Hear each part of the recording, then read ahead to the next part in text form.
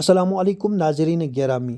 مدرسہ اسرارالعلوم بھلیسہ ڈوڈا جموں و کشمیر کے سالانہ اجلاس کے موقع پر طلبہ اسرارالعلوم کی طرف سے مختلف موضوعات پر دلچسپ تقاریر پیش کی گئی۔ آپ سے گزارش ہے کہ ویڈیو کو مکمل دیکھیں اور ان تقاریر سے محظوظ ہوں۔ ہمارے چینل ملک ٹائمز کو ضرور سبسکرائب کریں، ویڈیو کو لائک کریں، شیئر کریں اور کمنٹ باکس میں اپنے مشوروں سے ہمیں ضرور نوازیں۔ السلام علی من لا نبی بعد اما بعد فاعوذ باللہ من الشیطان الرجیم بسم اللہ الرحمن الرحیم انا نحن نزلنا الذکر وانا له لحافظون وقال النبی صلی اللہ علیہ وسلم خیرکم من تعلم القرآن وعلمه او کما قال علیہ الصلاة والسلام۔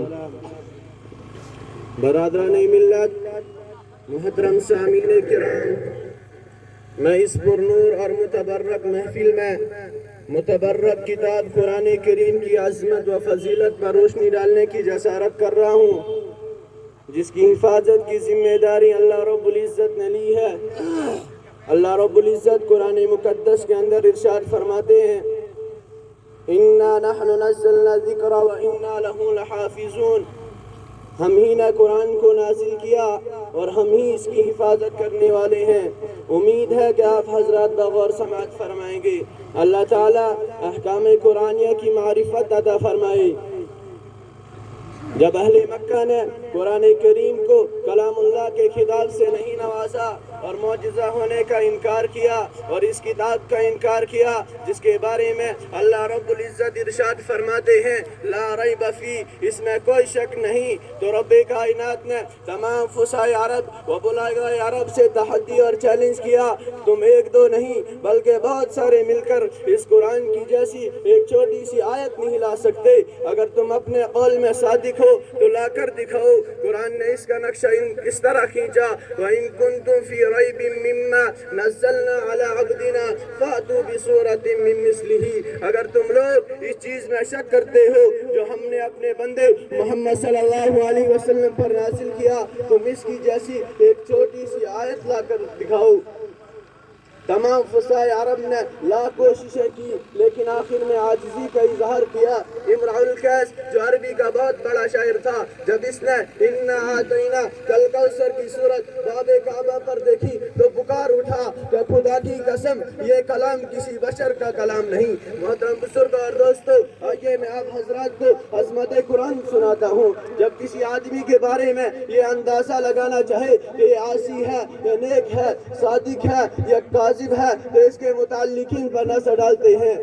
آئیے ہم سب سے پہلے قرآن کریم کے متعلقین پر نظر ڈالتے ہیں۔ سب سے پہلے ہم قرآن کریم کی فضیلت پر نظر ڈالتے ہیں۔ سب سے پہلے ہم قرآن کریم کی عظمت پر نظر ڈالتے ہیں۔ سب سے پہلے ہم قرآن کریم کی رفعت پر نظر ڈالتے ہیں۔ تو سب سے پہلے ہم قرآن کریم کے متعلقین پر نظر ڈالتے ہیں۔ سب سے پہلا تعلق نظر آتا ہے رب کائنات جو مصدر قرآن ہے، جو خالق جہاں ہے، جو مالک رحمان ہے، صاحب ایمان پر بڑا مہربان ہے۔ یہی ہمارا ایمان ہے۔ جو اس کا منکر ہے وہ شیطان ہے۔ کلام الملوک ملوک الکلام، کلاموں کا بادشاہ بادشاہوں کا کلام ہوتا ہے، لہذا پتہ چلا قرآن سب سے اعلیٰ ہے، قرآن سب سے عرفہ ہے۔ قرآن کریم کو دوسری کتابوں پر فضیلت حاصل ہے۔ آگے آگے چلتے ہیں۔ قرآن کریم کا دوسرا تعلق لوح محفوظ جو ایک تختی ہے جو عرش کے اوپر ہے، غور کریں، جو عرش کے اوپر ہے، اس کی فضیلت میں کسی کو کیا شک ہو سکتا ہے؟ اس کی رفعت میں کسی کو کیا شک ہو سکتا ہے؟ اس کی عظمت میں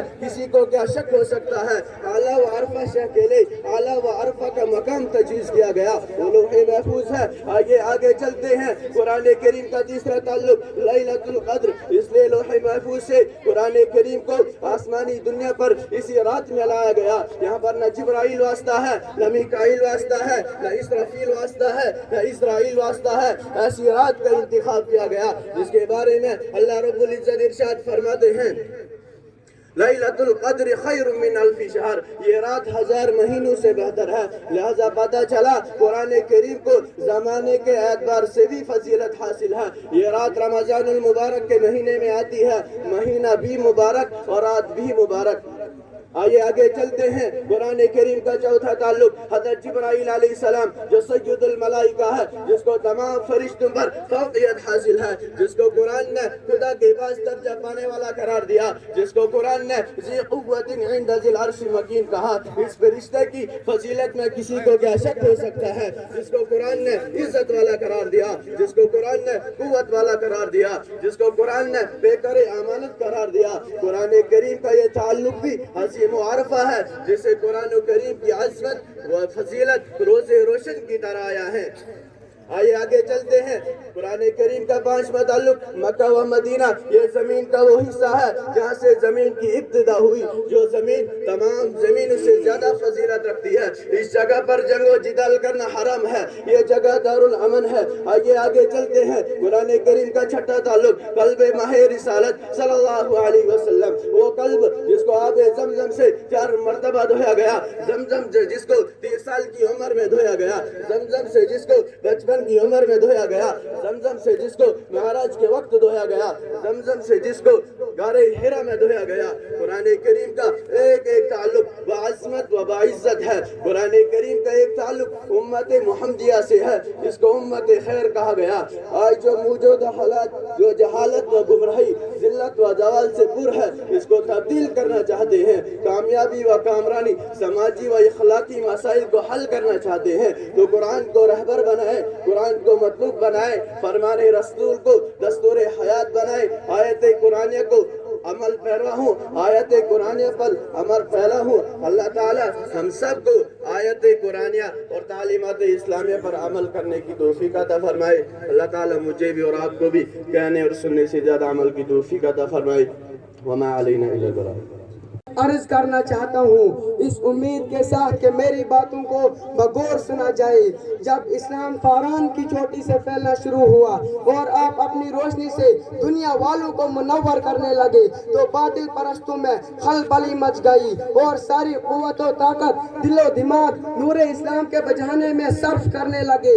راستے پر کانٹے بچھا کر، پتھروں سے دبا کر، تپتی ہوئی زمین پر سلا کر، آگ کے انگاروں پر لٹا کر، پھانسی کے پھندوں پر چڑھا کر، گھر بار اجاڑ کر پیارے رسول صلی اللہ علیہ وسلم کی آواز کو دبانے کی کوشش کرنے لگے، مگر حق کی آواز روز بروز بڑھتی ہی جا رہی تھی۔ حضرات 7 نبی محرم کا مہینہ ہے کہ مکے کے تمام لیڈروں نے مل کر ایک میٹنگ کی۔ ابو جہل نے پوری قوم کو للکارا کہ گور عربو، جس کو ہم بچے کا کھیل سمجھ رہے تھے، وہ آج ہمارے دین اور عزت و آبرو کے لیے طوفان بن چکا ہے۔ جس دین کا چرچا محمد کر رہے تھے، ان کے ماننے کا بالکل بائیکاٹ کر دیا جائے، ان سے خرید و فروخت، سلام و کلام لین دین بالکل بند کر دیا جائے۔ چنانچہ ایک عہد نامہ لکھ کر خانہ کعبہ کی دیوار پر لٹکا دیا گیا۔ یہ پوری قوم کا فیصلہ تھا، اس کے خلاف کرنے کا کسی کو اختیار نہ تھا، کسی کی مجال نہ تھی۔ مسلمانوں کو شیبہ ابی طالب میں بند کر دیا گیا، راستے پر پہرے بٹھا دیے گئے۔ مسلمانوں میں بچے، بوڑھے، جوان، عورتیں سب تھی۔ کھانے کے سامان دھیرے دھیرے ختم ہو گئے، درختوں کے پتے اور کانٹے چبا چبا کر دن کاٹنے لگے۔ صرف ایک دن کے لیے پابندی ایام حج میں ہٹا لی گئی۔ مسلمان گھاٹی سے باہر آ گئے، کپڑے پھٹ گئے، آنکھیں دھس گئی، قدم لڑکھڑا رہے تھے۔ حضرت گرامی قربان جائیں ان مسلمانوں پر کہ ان کی زبان پر کوئی شکایت نہیں تھی۔ مسلمانوں کی خستہ حالت دیکھ کر کفار کہہ کے لگا رہے تھے اور کہہ رہے تھے کہ اے مسلمانوں، کیوں تم اپنا آبا و اجداد کا دین چھوڑ کر ہلاک و برباد ہو رہے ہو؟ تم اب بھی محمد کا ساتھ چھوڑ دو، ہم تم پر سے ساری پابندیاں ہٹا لیں گے۔ مگر مسلمانوں نے جواب دیا کہ اے کفار، سن لو، ہم حق پا چکے ہیں، ہم دربار محمد میں اقرار محمد کر چکے ہیں، ہم پر انوار محمد کھل چکا ہے، گفتار محمد سے ہم فیضیاب ہو چکے ہیں، انوار محمد نے ہمیں محو کر دیا ہے، لہذا ہم طوفان سے ٹکرا سکتے ہیں، خون کا دریا بہا سکتے ہیں، مگر بھوک سے تڑپ تڑپ کر دن توڑ سکتے، مگر مصطفیٰ کی رسالت کا انکار نہیں کر سکتے۔ اس ابتلا و آزمائش کے لیے پورے 3 साल मुकम्मल होने वाले हैं। खुराकें खत्म हो गई, दरख्तों के पत्ते और छालों को भी खत्म कर डाले, औरतों की आंखें धंस गई, जवान भूख से चकराने लगे, फूल जैसे बच्चे माँ की गोद में तड़पने लगे। इस घाटी का सबसे छोटा बच्चा अकील अचानक आंखें खोलकर अपनी अम्मी से कहता है कि माँ मैं भूख से मर जाऊंगा, मुझको बचाओ वरना मैं मर जाऊंगा। माँ के ज़ब्त का बंधन टूट गया, वो बेतहाशा अपने सर पर पटकने लगती है, सर फट जाता है, लोग इसे संभालते हैं और वो ये कहती रहती है कि मुझको छोड़ दो, मैं अपने लख्ती जिगर से पहले मरना चाहती हूँ। हमें ईमान लिखते हैं, हमें ईमान पढ़ते हैं, हमें ईमान लिखते हैं, हमें ईमान पढ़ते हैं, बस हमें और कुछ मत पढ़ाओ, हम कुरान पढ़ते हैं। मैं इन अल्फाजों से अपनी तकरीर को ख़त्म करता हूँ। वाखिर दअवाना अल्हम्दुलिल्लाहि रब्बिल आलमीन। सदर मुहतरम, हाज़रीन जलसा, ये दुनिया जिसमें हम और आप बसते हैं अल्लाह ताला ने पैदा की है। अल्लाह ताला ने इस दुनिया में तरह तरह की मखलूक़ात पैदा की है। मखलूक़ात में किसी का दर्जा बड़ा बनाया, किसी का कम, कोई अशरफुल मखलूक़ात है, कोई अफज़लुल मखलूक़ात, और कोई दोनों के बीच भी, लेकिन इंसान अशरफुल मखलूक़ात है। लिहाजा इसके ऊपर जिम्मेदारियाँ भी बहुत ज़्यादा हैं और इसके फ़राइज़ भी बेशुमार। इंसान गैर जिम्मेदाराना ज़िंदगी नहीं गुजार सकता। वो कदम कदम पर अपने अमाल का जवाबदेह है। इससे उसके हर अमल और हर हरकत की पुरसिश होगी। इसने क्या बात सही कही, क्या गलत, इसका किस चीज़ की तरफ नज़र डालना जायज़ था, किधर नाजायज़, इसने कौन सा कदम सही उठाया, कौन सा गलत, इसके कौन से अमाल जायज़ है, कौन से नाजायज़। आखिरत इसी जवाबदेही मरहले का नाम है। इंसान ये ना समझे कि मरने के बाद उसकी छुट्टी हो गई, उसको उसके अमाल की जज़ा व सज़ा ना मिलेगी। अगर कोई शख्स ये सोचता है तो गलत सोचता है, वो बहुत बड़े धोखे और फरेब में मुब्तला है। ये फरेब किसी और ने इसे नहीं दिया, वो खुद अपने आप को फरेब दे रहा है, वो खुद अपने आप को धोखा दे रहा है। इतना ज़बरदस्त धोखा कि इतने ज़बरदस्त धोखे से साबका ना पड़ा होगा। जब आखिरत की ज़िंदगी सामने आएगी तो आंखों से पर्दा हट जाएगा। जिस ज़िंदगी का वो इनकार कर रहा था, जिस ज़िंदगी का वो मजाक उड़ा रहा था, वही ज़िंदगी उसके सामने मौजूद होगी। वो अर्शे महशर में अपने अमाल की पुरसिश के लिए दस्त बदस्ता खड़ा नजर आएगा। बुजुर्गों, दोस्तों, आखिर इंसान को दोबारा क्यों पैदा किया जाएगा, इसको इसके अमाल की जज़ा व सज़ा क्यों होगी? आइए इस सवाल पर गौर करें। क्या आपने नहीं देखा कि दुनिया में हर तरह के लोग आबाद हैं, जालिम भी, मजलूम भी, शरीफ भी, शरीर भी, मुफसिद भी, मुस्लिह भी, खुदा के ताबेदार भी, गरीबों को चूसने वाले भी, गरीबों की मदद करने वाले भी, जुल्म व ज्यादती करने वाले भी, हक व इंसाफ देने वाले भी, खुदा को मानने वाले भी, खुदा का इनकार करने वाले भी। क्या आपकी अक्ल इन तमाम लोगों के बारे में बावर करने के लिए तैयार है कि सबका अंजाम यकसा होगा? जालिमों को जुल्म की सजा ना मिले, मजलूमों की दाद रसी ना हो, खुदा के ताबेदारों को अजर व सवाब न मिले, खुदा के बागियों को सजा ना दी जाए, मुफसिदों की कोई गिरफ्त ना हो, मुस्लिहीन को कोई इनाम व इकराम ना मिले। जाहिर है कि अक्ल दोनों को बराबर करने का फैसला नहीं कर सकती।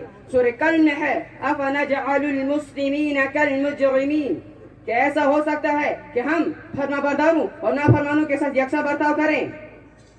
मोहतरम हज़रात, आखिरत का दिन खरे और खोटे को अलग करने का दिन है। जालिमों व मजलूमों में हद फासिल खींचने का दिन है। फरमाबरदारों और नाफरमानों को मुमताज कर देने का दिन है। वहाँ कोई लगी लिपटी ना रखी जाएगी, वहाँ कोई धांधली ना चलेगी, वहाँ कोई असर और रसूख काम ना देंगे। वहाँ इंसाफ होगा, सिर्फ इंसाफ और मुकम्मल इंसाफ। आखिरत का दिन हमें हर काम से पहले सोचने पर मजबूर करता है कि हमारा काम अच्छा है या बुरा, जायज है या नाजायज, क्योंकि हमारे काम और हमारे अमल का ताल्लुक हमारी इस दुनिया से ही नहीं, आखिरत की दुनिया से भी है। लिहाजा हमें हर कदम उठाते वक्त ये सोचना चाहिए कि अल्लाह ताला के सामने इसका जवाब आखिरत में देना है और इसी के मुताबिक जज़ा व सज़ा के लिए तैयार रहना है। व आखिरु दावाना अनिल हम्दुलिल्लाहि रब्बिल आलमीन। सलामुन अला इबादिहिल्लज़ीना इस्तफ़ा। अम्मा बाद, फ़क़द क़ाल अल्लाहु तआला फ़िल क़ुरआनिल मजीद वल फ़ुरक़ानिल हमीद। अऊज़ु बिल्लाहि मिनश शैतानिर रजीम। बिस्मिल्लाहिर रहमानिर रहीम। तिल्का रुसूल फ़ज़्ज़लना बअज़हुम अला बअज़। सदर मुहतरम, मुअज़्ज़ज़ सामिन किराम, इंसानों की रहनुमाई के लिए दुनिया में कमोबेश 1,24,000 अंबिया किराम तशरीफ लाए। सब अल्लाह के बरगुज़ीदा और मुंतखब बंदे थे। सब अल्लाह के नज़दीक आम लोगों से आला व अफजल थे। नबी और रसूल के दर्जे को कोई सहाबी भी नहीं पा सकता बड़े से बड़ा वली और बुजुर्ग भी नहीं पा सकता, लेकिन अंबिया किराम में भी फर्क मरातिब है, कोई ज्यादा अफजल है कोई कम, किसी का मकाम व मर्तबा ज्यादा बुलंद है, किसी का उनसे कम। सूरतुल बकरा में इरशाद खुदावंदी है, तिलका रसूल फज़लना बअदहुम अला बअद, ये सब रसूल फजीलत दी हैं हमने इनमें से बास को बास पर। इस आयत करीमा से साफ पता चलता है कि नबी और रसूलों के दरमियान दर्जात का फर्क है, किसी को किसी पर ज्यादा फजीलत हासिल है, किसी को कम, लेकिन हमारे लिए सारे अंबिया किराम और सारे रसूल काबिल एहतराम है। किसी की शान में आदमा गुस्ताखी का शाइबा भी ईमान के लिए खतरा है। हम पर लाजिम है कि हम सभी पर ईमान लाएं, सभी की सदाकत और हकानियत और मबऊस मिन अल्लाह होने का अकीदा रखें। तमाम नबी और रसूलों पर ईमान लाने के बारे में हमारा मामला इस आयत करीमा के मिस्ताक होना चाहिए। ला नुफर्रिकु बैन अहदिन मिन रुसुली, हम किसी नबी और रसूल के दरमियान फर्क नहीं करते। मुसलमान यहूदियों की तरह नहीं तो वो सिर्फ हज़रत मूसा अलैहिस्सलाम को माने और बाकी सब का इनकार कर दे, या ईसाइयों की तरह नहीं कि वो सिर्फ हज़रत ईसा अलैहिस्सलाम पर ईमान लाए और इनके अलावा हर एक की तकज़ीब करे। मुसलमान होने का मतलब यही है कि वो सारे नबी और सारे रसूलों पर ईमान हो। मोहतरम हज़रात, तमाम नबी और रसूलों में सबसे अफजल वाला सय्यदुल अव्वलीन वल आखिरीन हज़रत मोहम्मद सल्लल्लाहु अलैहि वसल्लम बिन अब्दुल्लाह बिन अब्दुल मुत्तलिब बिन हाशिम बिन अब्दुल मनाफ बिन कुसै बिन किलाब बिन मुर्रह बिन कआब बिन लुवै बिन गालिब बिन फहर बिन मालिक बिन नज़र बिन किनाना बिन खुज़ैमा बिन मुदरिका बिन इलियास बिन मुज़िर बिन निजार बिन मअद बिन अदनान बिन अवद बिन हुमैसा बिन सलमान बिन ऊस बिन बूस बिन कमाल बिन उबै बिन आवाम बिन नाशिद बिन हिजा बिन बलदास बिन यदलाफ बिन ताबिह बिन जाहिम बिन नाहिश बिन नाखी बिन आइफी बिन अबकर बिन उबैद बिन अद्दुआ बिन हमदान बिन संबर बिन यसाबी बिन यहज़न बिन यलहन बिन इरअवा बिन आइफी बिन ज़ीशान बिन आइसर बिन अक़नाद बिन ईहाम बिन मुक़स्सर बिन नाहिश बिन ज़ारिह बिन समी बिन मुदी बिन इवद बिन हिज़ाम बिन कैदार बिन इस्माइल बिन इब्राहिम बिन आज़र बिन नाहूर बिन सरूर बिन इरअवा बिन फलिद बिन आबिर बिन अरफक्षाद बिन साम बिन नूह बिन लामिक बिन मतुशलिह बिन इदरीस बिन यरिद बिन मलईन बिन कीनान बिन अनूश बिन शीश बिन आदम अलैहिस्सलातु वस्सलाम। वाखिर दावाना अनिल हम्दुलिल्लाह। मेहरबान निहायत रहम वाला है। In the name of Allah, most gracious, most merciful. God چھُس بہٕ کران خۄداے سٕنٛدِ ناوٕ سۭتۍ شروع یُس سٮ۪ٹھاہ رحم کرون چھُ یُس سٮ۪ٹھاہ مہربان چھُ. اللہ تعالیٰ کا نام نال شروع کرو جڑو بڑو مہربان تے کافی بخشن والو ہے. والعصر، قسم ہے زمانے کی، By the time, قسم چھُ زمانُک، زمانہ کی قسم ہے.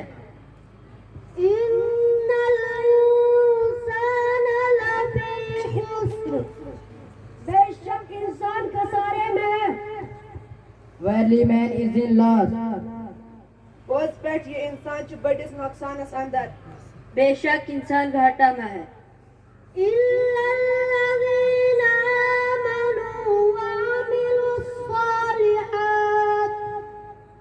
وعملوا الصالحات وتواصوا بالحق وتواصوا بالصبر. مگر جو لوگ ایمان لائے اور انہوں نے اچھے کام کیے اور ایک دوسرے کو حق کی وصیت کرتے رہے اور ایک دوسرے کو صبر کی وصیت کرتے رہے. Except such as have faith and do righteous deeds and join together in the mutual joining of truth and of patience and constancy. مگر یِمو لُکو ایمان اوٚن تہٕ یقیٖن کوٚر بیٚیہِ کٔرکھ رٕژ عمل بیٚیہِ کٔرکھ أکِس أکِس وصیت پٔزِس اعتقادِس تہٕ پٔزِس دیٖنس سۭتۍ قٲیِم روزنٕچ بیٚیہِ کٔرکھ أکِس أکِس وصیت صبرٕچ. سوائے ان لوگوں جن نے ایمان آنے تے نیک عمل کیو تے ایکن دو جانا سچائی تے حق کی وصیت کی تے ایکن دو جانا صبر تعامل کی نصیحت کرتا رہے. صدق اللہ العظیم. الحمد لله يرحم من عباده الرحماء أحمده سبحانه وأشكره على السراء وضراء وأسلم على سيدنا محمد وخاتم الرسل وسيد الأنبياء أما بعد صدر محترم حاضرین جلسہ وہ کون سا مسلمان ہوگا جو جنت میں جانے کی تمنا نہ رکھتا ہو جس کے دل میں یہ جذبہ اور خواہش نہ ہو کہ جنت کی ابدی اور سرمدی نعمتوں سے لطف اندوز ہو جنت ہر مسلمان کی مرکز نگاہ اور مرکز توجہ ہے جنت ہر مسلمان کی آخری خواہش ہے جنت ہر مومن کا مطلوب و مقصود ہے آخر جنت میں وہ کیا چیز ہے کہ ہر مسلمان اسے حاصل کرنے کے لیے بے چین و بےتاب رہتا ہے آئیے آپ حضرات کے سامنے میں اسی موضوع پر کچھ روشنی ڈالوں جنت جس کی ایک اینٹ سونے کی اور ایک چاندی کی ہے جس کا گہرا تیز خوشبودار مشک ہے جس کی کنکریاں موتی اور یاقوت ہیں جس کی مٹی زعفران ہے اسی جنت کی وسعت اور چوڑائی کو سورہ حدید میں یوں بیان کیا گیا ہے سابقوا إلى مغفرة من ربكم وجنة عرضها كعرض السماوات والأرض أعدت للذين آمنوا بالله ورسوله اپنے رب کی مغفرت اور ایسی جنت کی طرف دوڑو جس کی وسعت آسمان و زمین کی وسعت کے برابر ہے جو ان لوگوں کے لیے تیار کی گئی ہے جو اللہ اور اس کے رسول پر ایمان رکھتے ہیں لا عین رأت ولا اذن سمعت ولا خطر على قلب بشر حضور صلی اللہ علیہ وسلم فرماتے ہیں اللہ تعالیٰ نے اپنے نیک بندوں کے لیے ایسی جنت اور جنت میں ایسی نعمتیں تیار کر رکھی ہیں کہ نہ کسی آنکھ نے دیکھا نہ کسی کان نے سنا نہ کسی کے دل میں ان کا خیال گزرا ایک دوسرے حدیث میں حضور صلی اللہ علیہ وسلم فرماتے ہیں جنت میں ایک کوڑا رکھنے کی جگہ بھی دنیا و مافیہ سے بہتر ہے اگر کوئی جنتی حور زمین کی طرف جھانک دے تو زمین و آسمان کے درمیان کا حصہ روشن ہو جائے اس حور کے سر کا دوپٹہ بھی دنیا اور دنیا میں جو کچھ ہے ان سے کہیں بہتر ہے جنت میں ایک درخت ہے جس کا سایہ اتنا طویل و عریض ہے کہ چلنے والا 100 سال تک چلتا رہے تب بھی وہ سایہ ختم نہ ہوگا جنت میں جانے والے ہمیشہ ناز و نعمت میں رہیں گے کبھی ان پر موت طاری نہ ہوگی جنت میں دودھ شہد اور شراب کی نہریں جاری ہوں گی جو چیز چاہیں گے جتنا چاہیں گے کھائیں پیئیں گے جنت میں آزادی کے ساتھ جہاں چاہیں گے گھومے پھریں گے محترم حضرات کیا یہ جنت یوں ہی نہیں مل جائے گی کیا یہ جنت یوں ہی نہیں مل جائے گی ہم دنیا میں دیکھتے ہیں کہ معمولی سے معمولی چیز حاصل کرنے کے لیے بھی محنت اور کوشش کرنی پڑتی ہے بلا محنت اور بلا کوشش جنت نہ ملے گی جنت حاصل کرنے کی کوشش یہ ہے کہ اللہ اور اس کے رسول کے حکموں پر چلیں اللہ اور اس کے رسول کی تعلیمات کی تابعداری کریں خواہشات نفس پر چلنا چھوڑ دیں نفس کے بندے نہ بنے اللہ کے بندے بن جائیں تب بلا شبہ اللہ ہم سے راضی ہو جائے گا تو ہم کو اس جنت میں داخل کرے گا جس وآخر الدعوانا الحمدللہ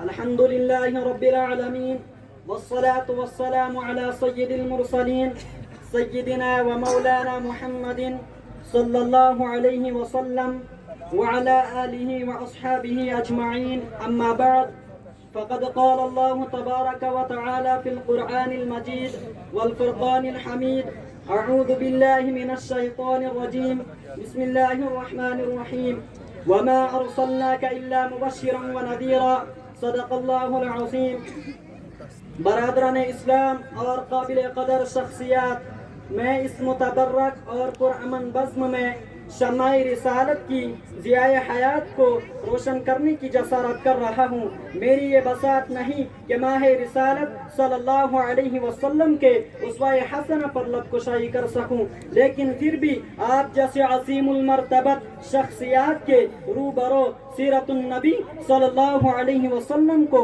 موضوع گفتگو بناتا ہوں تاکہ خود کی اصلاح ہو جائے ورنہ کسی کی کیا مجال کہ سیرت النبی صلی اللہ علیہ وسلم کا احاطہ کر سکے جیسا کہ شاعر رسول حضرت حسان رضی اللہ تعالیٰ عنہ کا شعر ہے جو انہوں نے اپنی مجبوری ظاہر کی، فرمایا ما ان مدحت محمدا بمقالتی ولکن مدحت مقالتی بمحمد، میری بساط نہیں کہ اپنے اشعار سے مدحت رسول کا حق ادا کر سکوں، ہاں میں نے ذکر رسول صلی اللہ علیہ وسلم سے اپنے اشعار کی ضرور مدح سرائی کی ہے۔ کسی اردو شاعر نے کہا قلم میرا قاصر زباں میری عاجز، محمد کی عظمت بتاؤں میں کیسے، ہے محبوب رب امام الرسل وہ فضائل مکمل سناؤں میں کیسے۔ ملت اسلامی کے دھڑکتے دلوں، بعثت نبی صلی اللہ علیہ وسلم سے قبل پورے جزیرۃ العرب پر کوئی حکمرانی کرنے کے لیے تیار نہیں تھا، اور نہ نظام مکمل تھا، اور عدالت، انسانیت، امانت و دیانت، عصمت و عفت، صلح و تقوی، زہد و ورا کا جنازہ نکل چکا تھا، شرافت و عزت کی کلیاں مرجھا چکی تھی، شرک و ضلالت کی تاریخی ہر سمت نظر آ رہی تھی، نفرت، ظلمت، شقاوت اور عداوت کا دورہ تھا۔ کسی اردو شاعر نے کیا ہی خوب منظر کشی کی، بدی کا زور تھا، ہر سو جہالت کی گھٹائیں تھی، فساد و ظلم کی چاروں طرف پھیلی ہوائیں تھی، ذرا سی بات پر تلوار چل جاتی تھی، آپس میں تو پھر جنگ آتی ہی نہ تھی۔ دو چار کے بس میں اگر لڑکی کی پیدائش کا گھر میں ذکر سن لیتے تو اس بیچاری معصوم کو زندہ زمین میں دفن کر دیتے۔ غرض جو بھی برائی تھی سب ان میں پائی جاتی تھی، مگر اللہ نے جب ان پر اپنا رحم فرمایا تو عبداللہ کے گھر میں خدا کا لاڈلا آیا۔ قدرت خداوندی نے اس پرفتن دور میں شیدائیان لات عزا کو رشد و ہدایت کے راستے پر گامزن کرنے کے لیے، وحشت و بربریت کو ختم کرنے کے لیے فاران کی چوٹیوں سے آفتاب رسالت صلی اللہ علیہ وسلم کو طلوع فرمایا۔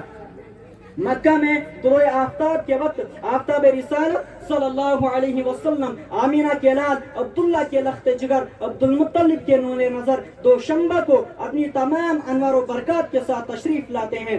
آپ ایسے وقت پیدا ہوئے ہیں جس سے لیل و نہار دونوں نے فیض حاصل کیا، ایک عجیب ماحول ہے، نور ہی نور نظر آ رہا ہے، پورے مکہ میں انوار الہی کا نزول ہو رہا ہے، ظلمت کدا و کفر کدا میں ایک تہلکہ مچ گیا ہے، لات و منات اور عزا منہ کے بل گر پڑے۔ اللہ تعالی ہم سب کو سیرت طیبہ کو نمونہ بنانے کی توفیق عطا فرمائے، آمین وما علینا الا البلاغ۔ کو دعوت شکر دیتا ہوں، ان کا موضوع ہے حقوق والدین۔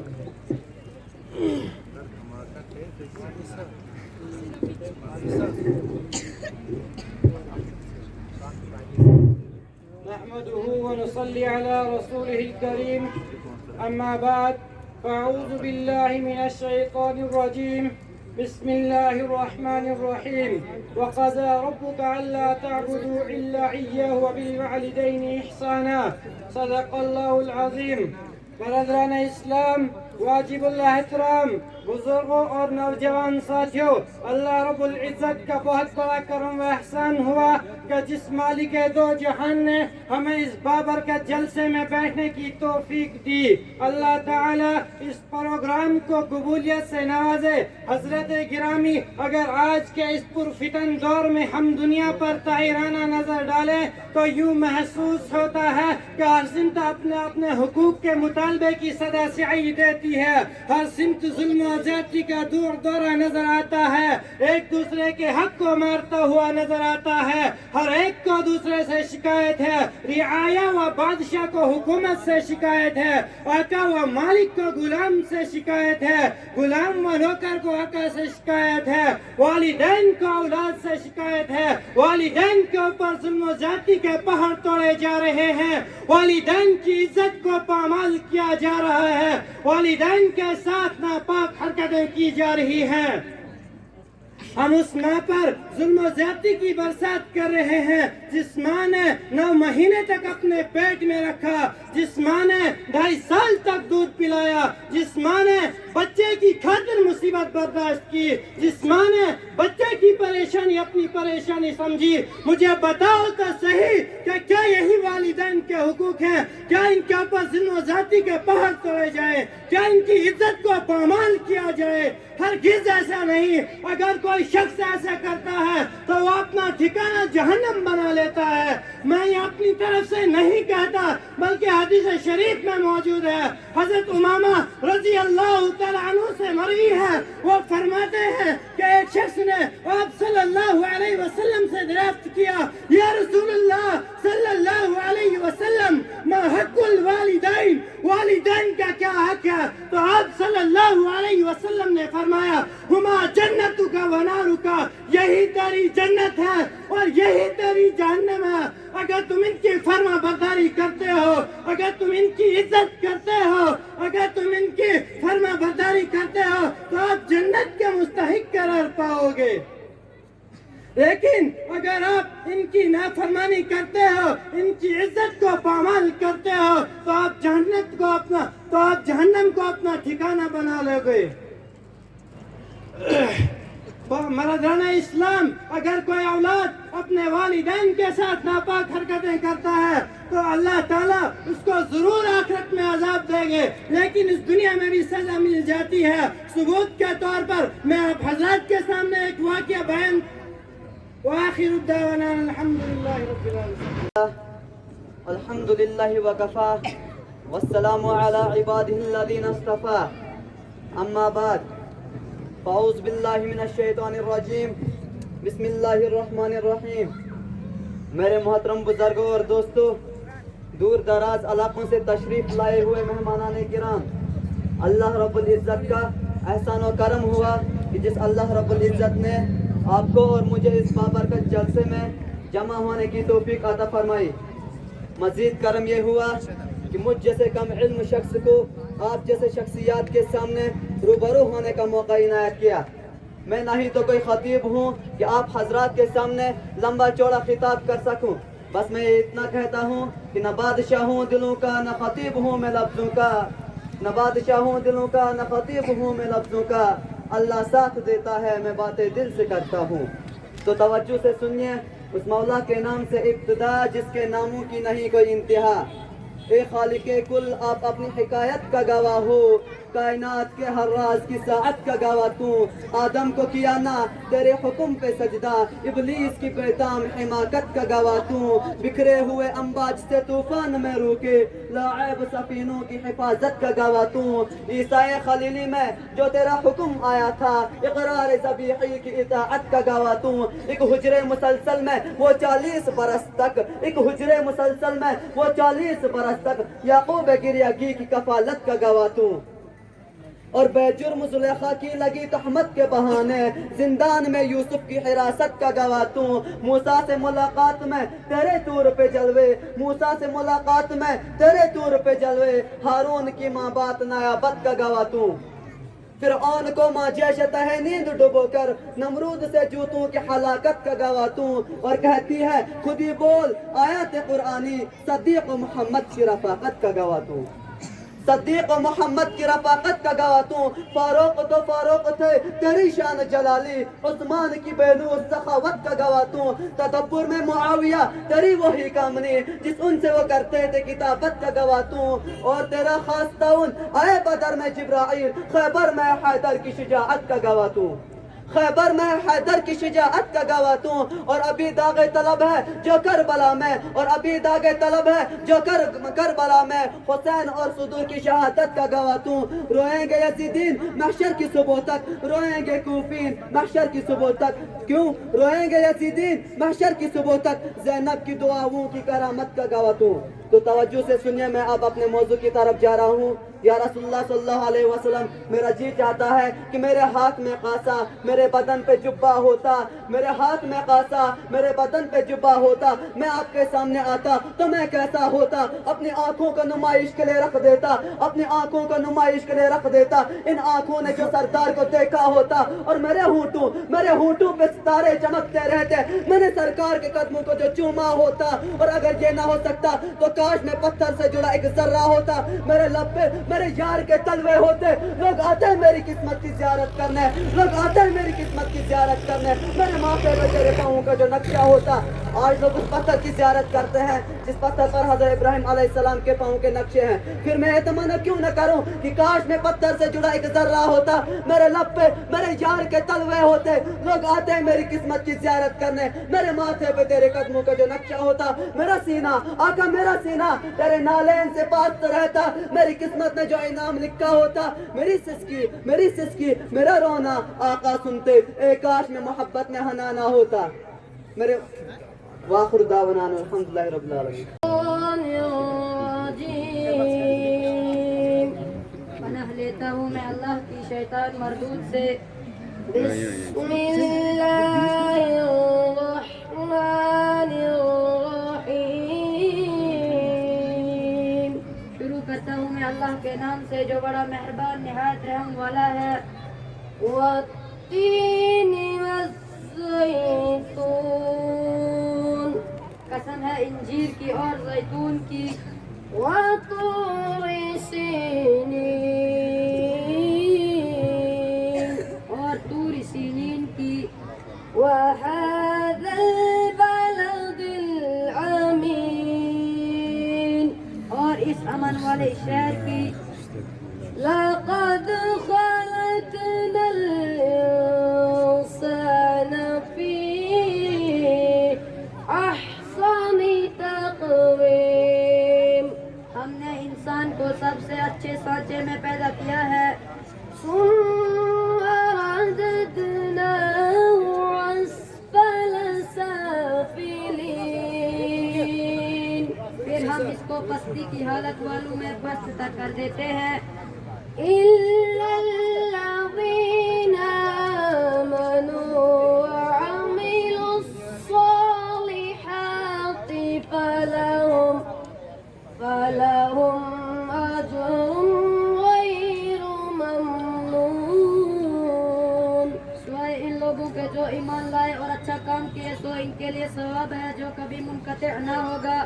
وَمَا يُكَذِّبُكَ بَعْدُ بِالدِّينِ، پھر کون سی چیز تجھ کو قیامت کے بارے میں منکر بنا رہی ہے.